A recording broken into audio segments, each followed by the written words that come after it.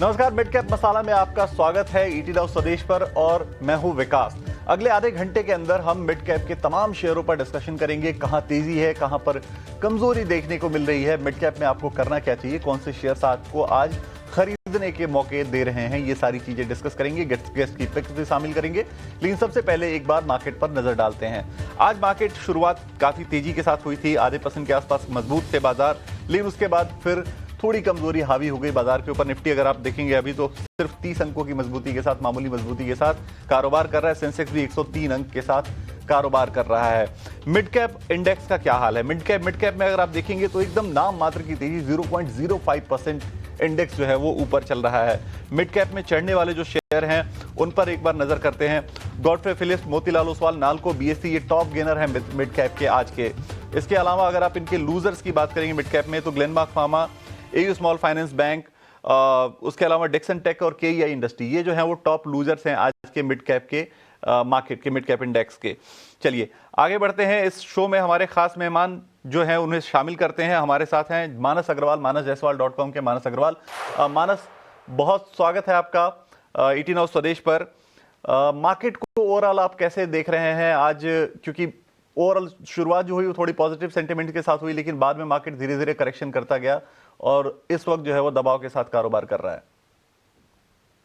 नमस्कार विकास जी। तो पहले अपना इंट्रोडक्शन में दे देता हूँ। मानस जायसवाल मेरा नाम है, manasjaiswal.com से। तो देखिए, जहां तक बात मार्केट के व्यू की है, ये सही है कि निफ्टी ने कल एक बहुत ही अहम सपोर्ट से रिकवरी दिखाई थी, अपने 100 डे मूविंग एवरेज को टेस्ट किया और वहां पर बाइंग इंटरेस्ट देखने को मिला।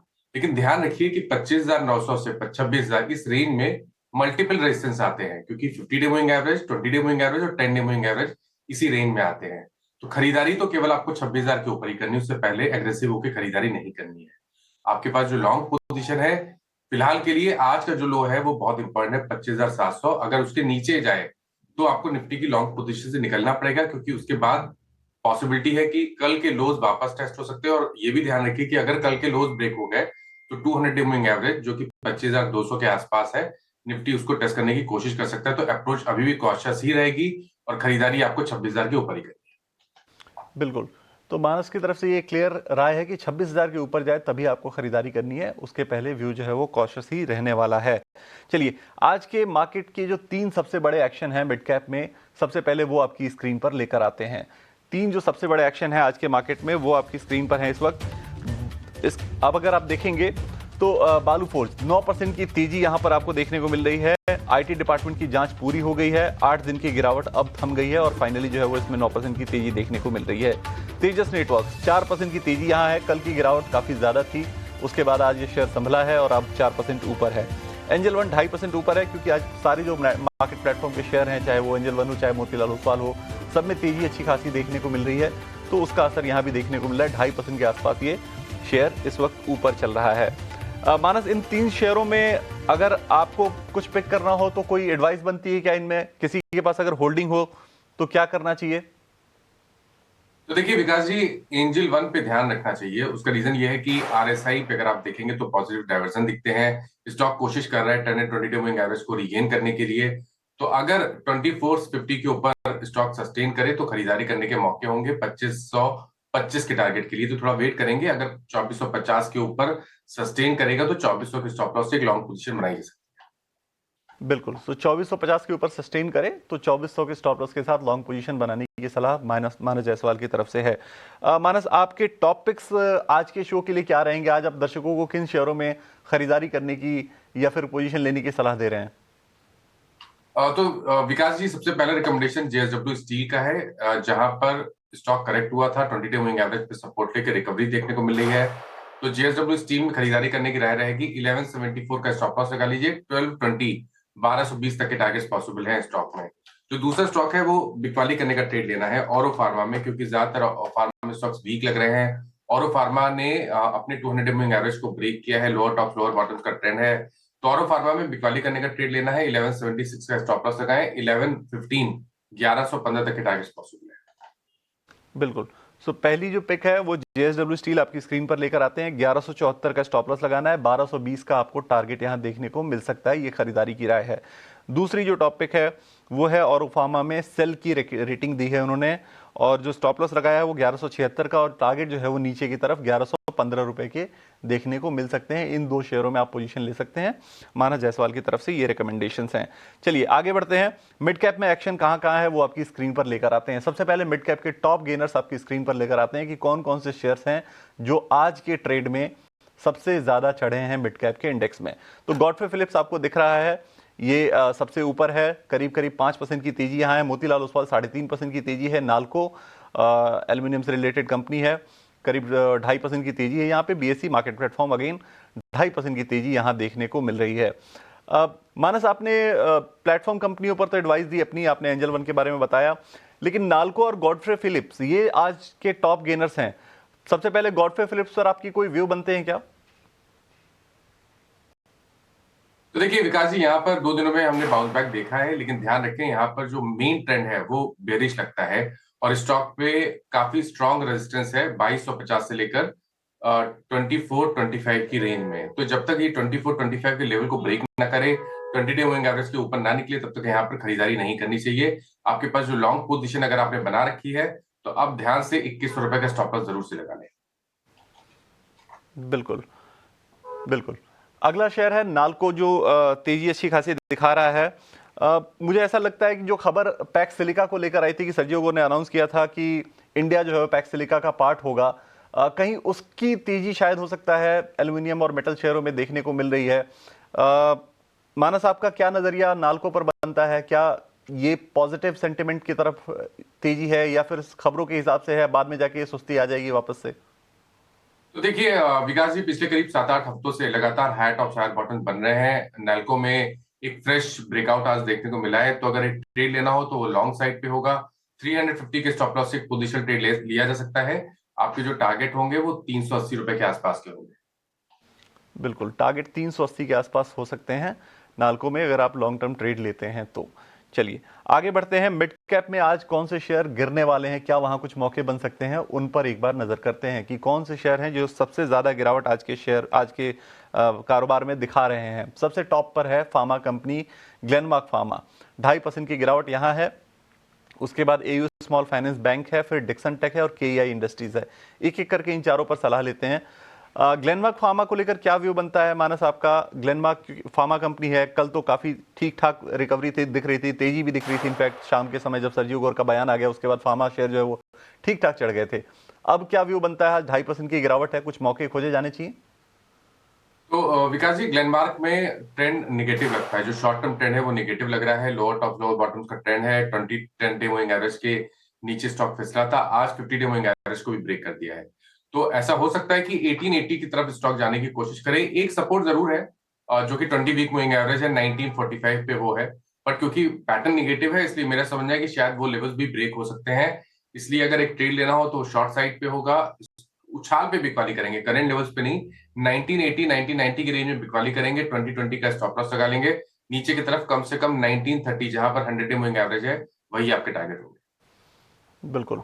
सो अगर उछाल आए 1980 1990 के रेंज में आए तो फिर आपको बिकवाली करनी है, 2020 का टारगेट आपको लगाना है। आगे बढ़ते हैं। अगला शेयर है एयू स्मॉल फाइनेंस बैंक। इस शेयर में भी आज काफी गिरावट देखने को मिली है, 2.5% के आसपास। ये भी शेयर जो है वो टूटा हुआ है 2.25% के आसपास। 984-85 के भाव भी चल रहे हैं एयू स्मॉल फाइनेंस बैंक के। क्या व्यू बनता है मानस आपका? स्मॉल फाइनेंस बैंक है, बैंकिंग फाइनेंशियल हर कोई कह रहा है कि तेज है, मजबूती है, यहाँ पर आगे भी मजबूती देखने को मिलेगी, लेकिन ये शेयर टूटा हुआ है। आपका कोई नजरिया इस पर? तो देखिए विकास जी, पिछले हफ्ते हमने स्टॉक में प्रॉफिट बुकिंग देखी थी। आज स्टॉक ने 10-20 मूविंग एवरेज को ब्रेक किया, उसके नीचे फिसला है, तो गिरावट बढ़ सकती है। शायद 960 रुपए तक के भाव भी देखने को मिल सकते हैं। तो यहाँ पर एक शॉर्ट साइड पे ट्रेड लेना चाहिए। स्टॉप लॉस आपके 1000 के ऊपर रहेंगे। बिल्कुल। सो दोनों शेयर जो हमने अभी टॉप लूजर्स के बारे में बात की, दोनों पे शॉर्ट का नजरिया है। यहाँ भी आपको 1000 के ऊपर का स्टॉप लॉस लगा के शॉर्ट करने की ही राय दी गई है। चलिए आगे बढ़ते हैं। डिक्सन टेक्नोलॉजीज एक शेयर ये भी है जो आज के मिड कैप के सबसे टॉप लूजर्स में से एक है। डिक्सन टेक इनफैक्ट पिछले कुछ वक्त से लगातार 3 महीने से अगर आप देखें तो 30% के आसपास की गिरावट इसमें आ गई है। मानस, इसमें आपका क्या नजरिया बनता है? परेशानी है, लॉन्ग टर्म परेशानी है जिसकी वजह से ये शेयर में लगातार गिरावट देखने को मिल रही है, या अब करेक्शन पूरा हो गया है? तो देखिए अभी ये कहना थोड़ा मुश्किल है कि करेक्शन कंप्लीट हुआ है, क्योंकि यहाँ पर लोअर टॉप्स लोअर बॉटम्स का ट्रेंड है। मंथली चार्ट पे एक फ्रेश ब्रेकडाउन देखने को मिला है, क्योंकि 12,600 का जो आंकड़ा है वो स्टॉक ने ब्रेक किया है। मेरा समझना है कि वीकनेस बढ़ सकती है, शायद 10,800 तक के भाव भी स्टॉक दिखा सकता है। तो यहाँ पर तब तक खरीदारी ना करें जब तक स्टॉक 12,800 के नीचे ट्रेड करता रहे। तो जब तक 12,800 के नीचे ट्रेड कर रहा है, इस सेल एंड रैलीज का स्टॉक बना रहेगा, शायद आपको 10,800 तक के भाव स्टॉक दिखा सकता है आने वाले समय।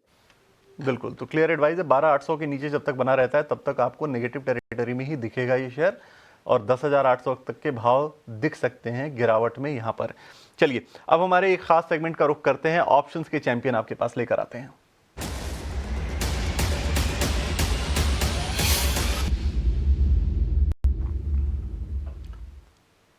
और आज ऑप्शंस के चैंपियन बताने के लिए हमारे साथ हैं अरिहंत कैपिटल के Ratnesh Goyal.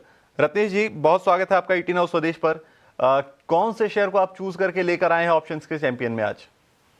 Very good morning सभी दर्शकों को नमस्कार। मुझे ऐसा लगता है कि कहीं ना कहीं बाजार में वोलेटिलिटी रहेगी और स्टॉक स्पेसिफिक मूव रहेगा, तो मुझे यहाँ पे डिक्सॉन में नई कमजोरी बढ़ती हुई दिखाई दे रही है। 11,200 का पुट 210 220 के आसपास लेने की सलाह रहेगी। 150 का स्टॉप लॉस लगा के जो टारगेट बनेगा वो 300 रुपए का। तो इसमें जो लॉस बन सकता है वो 3,000 का, जो प्रॉफिट बन सकता है वो 4,500 का। बिल्कुल, तो रत्नेश गोयल की ऑप्शन की रणनीति है, डिक्सॉन का आपको 11,200 का पुट खरीदना है, 210 पर मिल जाएगा, और जो टारगेट रखना है वो 300 का रखना है। स्टॉप लॉस जो है वो 150 रुपए का रखना है आपको। अधिकतम मुनाफा इसमें 4500 रुपए का हो सकता है आपको, और जो अधिकतम नुकसान है वो आपको 3,000 रुपए तक का हो सकता है। इसका आपको ध्यान रखना है। और इसके साथ साथ आपको ध्यान रखना है डिस्क्लेमर का, कि सेबी ये कहता है कि एफएनओ ट्रेडिंग में रिस्क है, आपको उस रिस्क का ध्यान रखना है। एफएनओ ट्रेडिंग में 10 में से 9 लोगों को नुकसान होता है।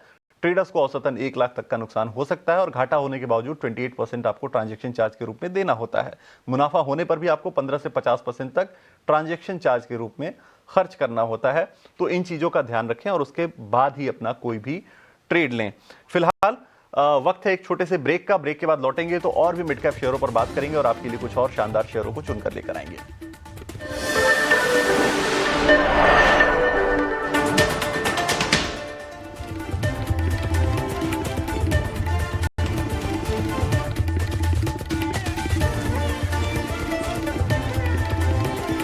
हैं शो में और तमाम शेयरों को शामिल करते हैं, उन पर डिस्कशन करते हैं। मानस जायसवाल हमारे साथ बने हुए हैं। मानस, एक शेयर है जिसमें बहुत सारे रिटेल इन्वेस्टर इन्वेस्टेड हैं और हर दूसरा तीसरा इंसान इसके बारे में सलाह मांगता रहता है, वोडाफोन आइडिया। वोडाफोन आइडिया में आज फिर गिरावट देखने को मिल रही है, करीब करीब 2% ये शेयर टूटा हुआ है। 11 रुपए के आसपास का भाव चल रहा है। सरकार की तरफ से राहत भी मिली, एक उनको एक टाइमलाइन भी मिल गया है कि उनको कैसे अपने एजीआर ड्यूज को चुकाना है। मोरिटोरियम एक तरह से उनको मिल गया है, हालांकि वेवर नहीं मिला लेकिन मोरिटोरियम मिल गया, एक राहत की खबर है उनके लिए। उसके अलावा कमेटी भी बनाने की बात हुई है कि एक डीओटी के निगरानी में एक कमेटी बनाई जाएगी और वो कमेटी जो है वो एजीआर को दोबारा से रीअसेस करेगी। लेकिन वो पॉजिटिविटी बहुत दिनों तक चली नहीं, वो काम आई नहीं। आपका क्या नजरिया बनता है, चार्ट पर क्या कह रहा है ये शेयर? देखिए पिछले करीब 4-5 मंथ में जो रैली देखने को मिली है उसमें स्टॉक ने 50% रिट्रेस कर लिया पिछले क्रैक का, जो 19 रुपए से लेकर 6 रुपए के आसपास का था। तो अब ये जो रेंज है 12 रुपए से लेकर 12.5 रुपए की रेंज, वहां पर काफी रेजिस्टेंस मिलेगा स्टॉक को। तो जब तक 12.5 के ऊपर ना निकले तब तक फ्रेश खरीदारी ना करें। आपने जो लॉन्ग पोजीशन बना रखी है उसमें 10 रुपए 25 पैसे का स्टॉप लॉस जरूर लगा लें। बिल्कुल, तो 12 12.5 के ऊपर ना निकले तब तक आपको लॉन्ग नहीं करना है, 10 रुपए का स्टॉप लॉस आपको लगाना है। ये राय आपको दी जा रही है। एक और शेयर है मानस, कल के कारोबार में ये काफी फोकस में था, IREDA का, जो रिन्यूएबल एनर्जी फाइनेंसिंग से रिलेटेड जुड़ी हुई कंपनी है। कंपनी के नतीजे आए थे, 38% के आसपास इनका प्रॉफिट बढ़ा था, रेवेन्यू में भी अच्छी खासी ग्रोथ 35% के आसपास की देखने को मिली थी। मैनेजमेंट भी हमारे साथ कल जुड़ा था और उन्होंने काफी पॉजिटिविटी दिखाई। उन्होंने बताया ये कि जो है वो एनपीएस भी काफ़ी कंट्रोल्ड हैं। उसके अलावा उन्होंने ऑर्डर बुक को लेकर भी, अपने लोन बुक को लेकर भी काफ़ी क्लैरिटी दी, काफ़ी पॉजिटिव साउंड कर रहे थे। कल शेयर 4% के आसपास चढ़ा भी था, लेकिन आज वापस से गिरावट शेयर में देखने को मिल रही है और ये शेयर इस वक्त जो है वो करीब करीब 2.25% के आसपास टूटा हुआ है। क्या ये सिर्फ मुनाफा वसूली है कि कल की तेजी के बाद कुछ लोगों ने प्रॉफिट बुकिंग की, या फिर कल की जो तेजी थी वो एक वन ऑफ मूव था? तो देखिए विकास जी, यहाँ पर स्टॉक ने अभी कुछ हफ्तों पहले ही 200 वीक मूविंग एवरेज पे सपोर्ट लिया था। उसके बाद हमने रिकवरी भी देखी, लेकिन स्टॉक 100 डे मूविंग एवरेज के ऊपर सस्टेन नहीं हो पाया। गिरावट में वापस 10-22 मूविंग एवरेज के नीचे फिसला है। इसलिए अगर आपके पास लॉन्ग पोजीशन है तो 132 का आपको स्टॉप लॉस लगाना जरूरी है। अगर 132 के नीचे जाए तो फिर आपको अपनी लॉन्ग पोजीशन से निकलना पड़ेगा। खरीदारी तो अब केवल 150 रुपए के ऊपर ही करनी चाहिए स्टॉक। बिल्कुल, तो खरीदारी 150 के ऊपर ही करनी है, उसके पहले आपको खरीदारी नहीं करनी है, ये आपको ध्यान रखना है। एक और ऐसा स्टॉक है जिसमें काफ़ी लोग इन्वेस्टेड हैं, वोडाफोन आइडिया के पैरेलल में अगर रखूं कि इन्वेस्टेड काफ़ी लोग हैं इसमें, सुजलॉन की बात मैं कर रहा हूं। सुजलॉन में आज करीब 1.25% की गिरावट है, 48-49 के आसपास के भाव चल रहे हैं इसके ऊपर। क्या व्यू आपका बनता है सुजलॉन को लेकर, क्योंकि बहुत सारे व्यूअर्स के क्वेश्चंस हमें अपने योर स्टॉक्स के अंदर भी आते रहते हैं, तो क्या आपका व्यू बनता है इस पे? तो देखिए, पहले समझ लें कि यहाँ पर ट्रेंड काफी निगेटिव है। अगर आप देखें तो 72 रुपीज पे वीकली चार्ट पे एक बहुत क्लियर ट्रेंड दिख रहा है, लोअर टॉप लोअर बॉटम्स का ट्रेंड दिख रहा है। कुछ important moving averages already breach हो चुके हैं वीकली चार्ट पे। आई थिंक जो नेक्स्ट टारगेट होगा वो अभी मेरे ख्याल से लास्ट ईयर के अप्रैल मंथ का लो होगा 46 रुपीज। ध्यान रखिए, अगर 46 रुपीज के नीचे गया तो फिर एक गिरावट देखने को मिलेगी, जिसमें शायद 42 रुपीज जो कि 200 वीक मूविंग एवरेज है, उस स्टॉक उसको टेस्ट करने की कोशिश करेगा। तो अगर आपके पास पोजीशन है तो 46 का स्टॉप लॉस लगा लें, लेकिन खरीदारी करनी नहीं चाहिए इस स्टॉक में। खरीदारी करने के लिए वेट करें, अगर 53 रुपीज के ऊपर निकले तो ही खरीदारी करें। बिल्कुल, तो 53 के ऊपर निकले तो ही खरीदारी की राय बनती है, ये मानस ने क्लियरली आपको बता दिया है।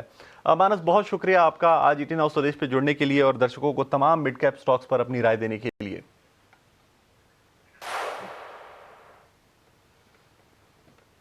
चलिए अब इस शो में आगे बढ़ते हैं और एक शेयर है जो लगातार 5वें सत्र में तेजी दिखा रहा है। हम बात कर रहे हैं इटर्नल की, जो जोमेटो की पेरेंट कंपनी है, जोमेटो और ब्लिंकिट की पेरेंट कंपनी है। आज शेयर में 3% से ज्यादा की तेजी के साथ कारोबार हो रहा है और ये निफ्टी का टॉप गेनर है। आखिर तेजी के क्या ट्रिगर्स हैं, ब्रोकरेजेस ने क्या कमेंट्री दी है, ये सारी चीजें इकट्ठी करके, ये सारी चीजें रिसर्च कर हमारे सहयोगी अभिषेक सत्यव्रतम हमारे साथ जुड़ गए हैं। अभिषेक, बताइए इटर्नल में तेजी के क्या ट्रिगर्स हैं, आखिर ये तेजी लगातार क्यों देखने को मिल रही है? देखिए, इटर्नल गिरते गिरते हम देख रहे थे कि शेयर 280 रुपए के नीचे चला गया था और वहां से लगातार जो 5 सत्र की तेजी बनी है, लगभग 6.5-7% के आसपास का उछाल आया है। और इस उछाल के पीछे जो प्राइमरी जो रीजन है वो ये कि कल शाम को फॉरेन हेडरूम उन्होंने उसके आंकड़े जारी किए हैं, शेयर होल्डिंग पैटर्न के आंकड़े हैं, और जो फॉरेन हेडरूम है वो बड़ा है, बढ़ के वो चला गया है 25% के ऊपर। तो ये माना जा रहा है कि अब विदेशी निवेशकों की जो पैसे हैं शेयर में और आ सकते हैं। और एमएससीआई का जो रिव्यू होने वाला है, यानी कि मॉर्गन स्टैनली कैपिटल इंटरनेशनल, इनका रिव्यू होने वाला है फरवरी में, और उसमें जो इसका वेटेज है इटर्नल का वो बढ़ के डबल हो सकता है और लगभग $390 मिलियन का इनफ्लो शेयर में आ सकता है। तो यही रीजन है कि आज शेयर में हम तेजी देख रहे हैं। हालांकि आपको याद होगा कि ये शेयर चला गया था 370 रुपए के आसपास और वहां से अभी भी लगभग 30% नीचे आपको दिखाई देगा। अगर हम शेयर के चाल की बात करें तो महीने भर में अभी भी 1.5% आपको नेगेटिव दिखाई देगा। 6 महीने की बात करें तो 8.5% की तेजी, साल भर में करीब 29% ये शेयर आपको ऊपर नजर आएगा, हालांकि अपने शिखर से काफी ज्यादा नीचे हैं। हालांकि इटर्नल को ये न्यूज तो ड्राइव कर रही है कि निवेश ठीक है आ जाएगा आगे, लेकिन कुछ कुछ चिंताएं हैं जो निवेशकों को परेशान कर रही हैं। सबसे बड़ी चिंता बहुत ज्यादा हाई इसके वैल्यूएशन से, अगर आप पी रेशियो की बात करें तो 1400 के ऊपर का पी है। हालांकि ग्रोथ वाली कंपनी है तो एनालिस्ट यही कहते हैं कि ये होता है, लेकिन कहीं ना कहीं एक कंसर्न जरूर है कि अगर अर्निंग्स उस हिसाब से नहीं बढ़ती है कंपनी की तो एक चैलेंज बढ़ जाएगा। दूसरी चीज ये है कि फूड डिलीवरी जो कारोबार है, हम देख रहे हैं कि मार्जिन उसमें कम है, कंपटीशन काफी ज्यादा बढ़ रहा है, जो एग्जिस्टिंग प्लेयर्स हैं कुछ कुछ नए प्लेयर भी इस बिजनेस में एंट्री कर रहे हैं, तो ये एक चिंता के निश्चित तौर पर बात है। और जो गिग वर्कर्स को लेकर जो नया रेगुलेशन जो आया है सरकार की तरफ से, उनकी आर्थिक सुरक्षा को लेकर, उनके वेलबींग को लेकर, उससे भी कहीं ना कहीं आगे जाके मार्जिन थोड़े से इंपैक्टेड हो सकते हैं अगर मान लीजिए इनकी रेवेन्यूज पिकअप नहीं करते हैं, अगर ग्रोथ ही अगर आगे वैसे ही जारी नहीं रहती है तो। कुछ कुछ ब्रोकरेज हाउसेस के रिपोर्ट्स भी आई हैं रिसेंटली, वो बता देते हैं हमें, आपको बता देते हैं कि HSBC का जो टारगेट है वो है 350 रुपए का। गोल्डमैन सैक्स की अभी रिपोर्ट आई थी 2-3 दिन पहले, उन्होंने टारगेट थोड़ा सा ट्रिम किया था, 390 रुपए का टारगेट था, उसको हटा के उन्होंने 375 रुपए कर दिया था। और वहीं जो डोमेस्टिक ब्रोकरेज फर्म है जेएम फाइनेंशियल, इनके टारगेट है 400 रुपए के। तो यहां से तो काफी ज्यादा अपसाइड है और निश्चित तौर पर अगर फाइज का पैसा अगर शेयर में आता है तो आगे थोड़ा सा और फ्यूल करेगा। हालांकि हम देख रहे हैं कि काफी लंबे समय से 300 रुपए के नीचे आने के बाद ये शेयर संघर्ष करता हुआ दिखाई दिया है, लेकिन बाजार की गिरावट के बीच में भी जो लोअर लेवल से रिवर्सल की कोशिश हो रही है उससे थोड़ी सी उम्मीदें निवेशकों को जरूर बधी होंगी। बिल्कुल, तो ये थी इटर्नल पर पूरी रिसर्च, इटर्नल में आखिर तेजी क्यों देखने को मिल रही है। चलिए अब रुख करते हैं हमारे खास सेगमेंट का, मिड कैप के महारथी।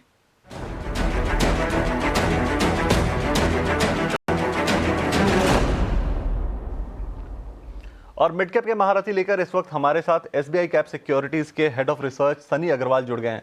सनी, बहुत स्वागत है आपका ईटी नाउ स्वदेश पर, और मेरी पहली बातचीत ईटी नाउ स्वदेश पर आपके साथ हो रही है। क्या आप लेकर आए हैं आज के मार्केट में मिड कैप के महारथी में? Good morning everyone and good to see you after a long time and always pleasure interacting with you. आज मिड कैप के तौर पर सुब्रोस लिमिटेड को मैं रिकमेंड करना चाहूँगा with a price target of 1050 and investment horizon of 6 to 12 month. Basically one of the largest air conditioning system provider है जब हम पैसेंजर व्हीकल और कमर्शियल व्हीकल की बात करते हैं। दोनों ही सेगमेंट में तकरीबन 42 से 45% का मार्केट शेयर है जब हम एसी की बात करते हैं। और एसी में जैसे कमर्शियल व्हीकल हैं, ये आगे जाके एक बड़ा ग्रोथ ड्राइवर रहेगा, क्योंकि लास्ट ईयर जून 2025 में ये मैंडेटरी हो गया था कि जितने भी कमर्शियल व्हीकल्स है उसमें एसी लगना कंपलसरी रहेगा। तो उसके चलते commercial vehicle as a segment will be one of and fastest growing segment for Subros. इसके अलावा जो न्यू एज टेक्नोलॉजी है जैसे ईवी, हाइब्रिड, सीएनजी, इसमें भी सुब्रोस जो है काफी नए मॉडल्स में एसी सप्लाई करने का कॉन्ट्रैक्ट सुब्रोस के पास है। और एक चीज ध्यान रखना होगा कि जितने भी ये जो इलेक्ट्रिक व्हीकल और हाइब्रिड व्हीकल्स हैं इसमें जो एसी लगते हैं उसका कंटेंट पर व्हीकल तकरीबन 1.5 से 2 गुना होता है as compare to traditional ICE engine vehicle. तो उसका भी बेनिफिट वैल्यू के टर्म्स में सुब्रोस को प्ले आउट होते दिखेगा। पोस्ट जीएसटी रैशनलाइजेशन हमने देखा है कि Q3 में एक अच्छी खासी वॉल्यूम ग्रोथ पूरे पैसेंजर व्हीकल और कमर्शियल व्हीकल सेगमेंट में आती हुई दिखी। उसका बेनिफिट मुझे लगता है कि दिसंबर क्वार्टर के नतीजों में आते हुए दिखेगा। Q2 में कहीं ना कहीं कंसर्न रहा था कि जो मार्जिन थे वो प्रेशर में रहे थे, बट अगेन वो due to some forex commodity और वन टाइम स्टाफ एक्सपेंस के चलते हमने देखा था कि मार्जिन प्रेशर में रहे थे। हमारा ये मानना है कि दिसंबर क्वार्टर में अब मार्जिन नॉर्मलाइज होते हुए दिखेंगे।